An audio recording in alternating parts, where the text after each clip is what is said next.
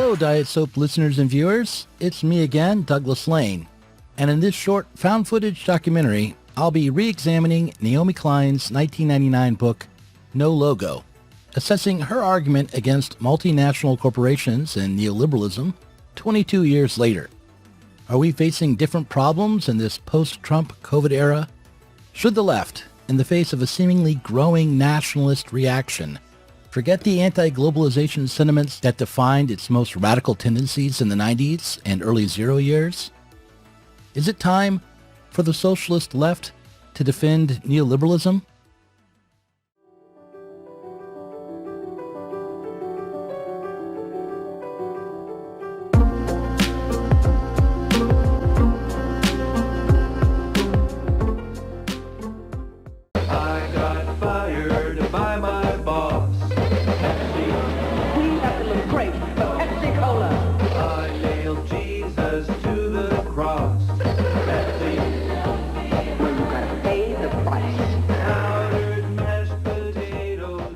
Before I explain why the answer is no, I want to disclose that the question of logos and brands is not just of academic concern for me.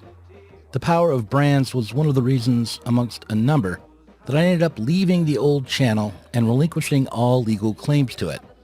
Uncontracted freelancers retain the rights to what they create in most cases. But this time, it was simpler and more reasonable to just let go. To put it simply, the power of brands is particularly irksome to me at the moment, but that personal motivation just means that I have to be even more careful than is usual as I examine Klein's old book and the question of multinational companies and their brands once again. So, putting aside my sudden dislike for brands, let's take a look at Klein's main arguments. According to Klein, branding and brands became detached from products, from commodities, in the 1980s. As Fordism died, as a compact between capital and workers was broken, in the aftermath of the recession of the 70s, branding became more and more important. Quote, "What the new multinational companies produced primarily were not things, but images of their brands. However, before the power of the brand image could become dominant, a mass market had to develop.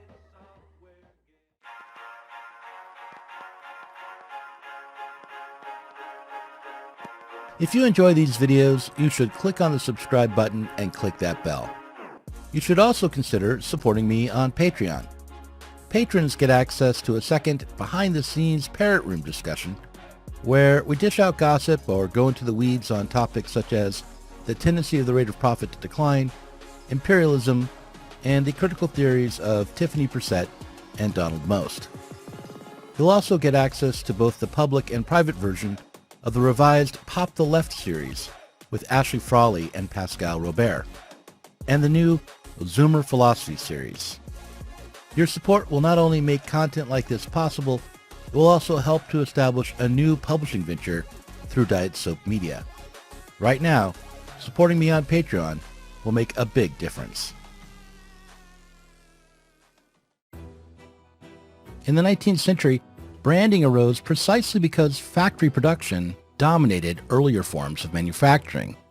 When the staples of everyday life were being produced in a uniform manner, when the markets were flooded with identical consumer goods, competitive branding became a necessity. In order to compete, companies had to differentiate themselves from each other, but this was more and more difficult to accomplish through reference to the products themselves. Quote, "Within a context of manufactured sameness, image-based difference had to be manufactured along with the product." End quote. After the Reagan era, it seemed as though all of life could be captured and then turned into advertising. There was a sense that really lived experience had been replaced by TV. Your personal life, when functioning, was nothing more than an advertisement for AT&T. Your eccentric sense of fun was an ad for Sprite, and your intelligence and sense of rebellion were adverts for Apple computers. Klein's perspective on brands and branding is two-sided. On the one hand, she laments the way consumer society had overcome opposing ideologies. Our conceptions of democracy, of freedom, of sexuality and beauty, even our idea of spirituality, had been taken up by marketing people, not merely in order to sell a product, but in order to create a brand image that could be attached to a myriad of mass-produced objects. Victoria's Secret, as a brand, isn't just about lingerie, but is a label that can be used to sell soap, perfume, lotions, makeup, slippers, handbags, swimwear, and so on. Coca-Cola isn't just about soda pop, but can be used to sell rugby shirts, pajamas, toys, sunglasses, and at least one video game. On the other hand, Klein examined the brand as an economic tool aligned with financial capital, as against productive capital. In the world before the new branding, capitalism had been a system of production, but during the 80s, the new multinational companies emerged. For these companies, the ostensible product was more filler for the real production, the brand.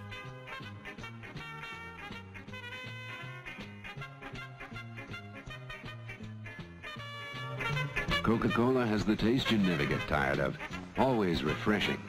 That's why things go better with Coke after Coke after Coke.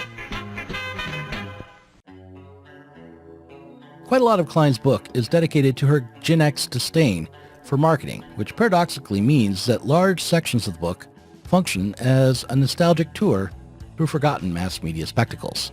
For instance, the few paragraphs she spends on the VH1 series Pop-Up Video make me long for yesterday's nostalgia and the sense of doom that attached itself to the coming of the year 2000. Living in the grip of the pandemic, living in this post-Trump moment, the idea of the Y2K bug bringing down the globe's electrical system, causing airplanes to fall from the sky, and sending us all out into the deserts of the real in a scene reminiscent of a Mad Max film, is quite comforting. But what Naomi Klein also argued was that the rise of the brand is a symptom of the strength of monopoly capitalism, whereas it is clear today that the power of the brand can appear strong even as the productive economy is weak. What's more, this apparent strength is an ideological screen against the decline of capital's reproductive power generally. Brands can increase in power, certain companies can see astronomical growth and profitability even as the overall economy declines. But the reverse is also true. A few monopolies can enjoy massive growth even as the overall economy is undergoing a boom. After all, it was during the post-war boom that brand management as we know it emerged. The tide was already turning against product-based companies and toward image and brand-based companies, well before the neoliberal turn took hold. We noticed that you bought Tide in your shopping today. Is that your regular brand? It is. I tried others, and I've always gone back to Tide. Does he go out and get himself pretty dirty? Yes. So do his brothers. In 1984, 15 years before Klein's book helped to define the anti-globalization movement, Patricia Arriaga published an essay entitled On Advertising, a Marxist Critique in the journal Media, Culture, and Society.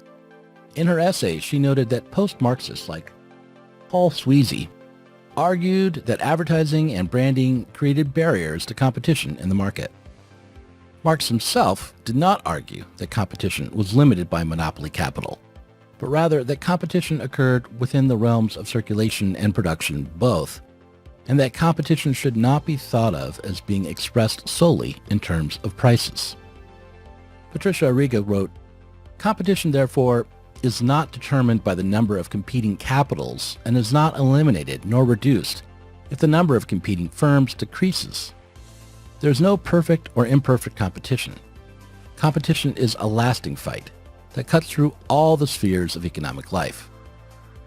In the Marxian system, competition is not only an equilibrating force, but also a force that produces disequilibrium.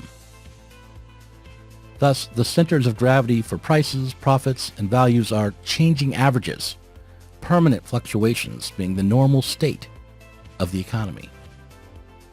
Nonetheless, while Arriaga disagrees with one of the arguments in Klein's book, namely that the branding of the world is limiting market competition, and that the reining in of multinational corporations by activists and states could help to overcome rising levels of unemployment, and more especially underemployment, problems that defined life for the then still youthful Generation X, She does agree that the privatization of expenditures on mass media, the funding of mass culture by advertisers, has a significant cultural effect. Klein argues that advertisers place limits on what can be said, and that brands stifle creative expression and understanding.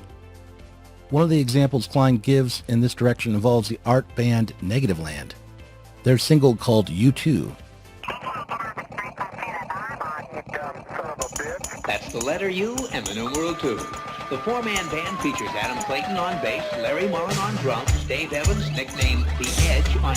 This is bullshit. Nobody cares. These guys are from England, and who gives a shit? Oh, yeah. Just a lot of wasted names that don't mean diddly shit. For sure. You don't know where he's at. You don't know shit about him. This is bullshit. This is bullshit. Sounds like it's portable, too. Who gives a shit? It was in 1991 that we finally stepped on the wrong big toe.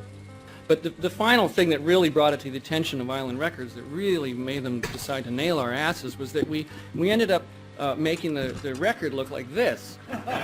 And we thought this would be funny. It's confusing. It looks like a new album from U2 that's called Negativland. And we liked the idea that you put this in a record store and people are confused. We liked the idea of creating this at the moment of consumption. You're not quite sure what's going on here. It was the way Negativland borrowed U2's brand identity, more than the way Negativland used the music of U2, that caused the band trouble. They were sued by Island Records, copies of the LP were removed from stores, and Negativland's own record label SST also took them to court. Negativland's music aims at critically engaging with mass culture, and it would be easy to take how a mainstream pop label used the courts and copyright law to squash their project as a vindication of Negativland's radical ambition and of their radical interpretation of the world. But from a Marxist perspective, the rise of brands and advertising are both merely symptoms of the concentration of capital. Unfortunately, this concentration is both economic and ideological. The commodification of more and more of our culture, while regrettable, is not the cause of economic crises, not even for the working classes. Even the precarity that smaller brands rely upon in order to function in industries with tiny profit margins, even the expansion of branding through social media, and if we each and every one of us become our own brand, are not causes for our disorder. But we are less able to think critically and develop a revolutionary culture or cultures because of how capital functions to mediate culture and ideas.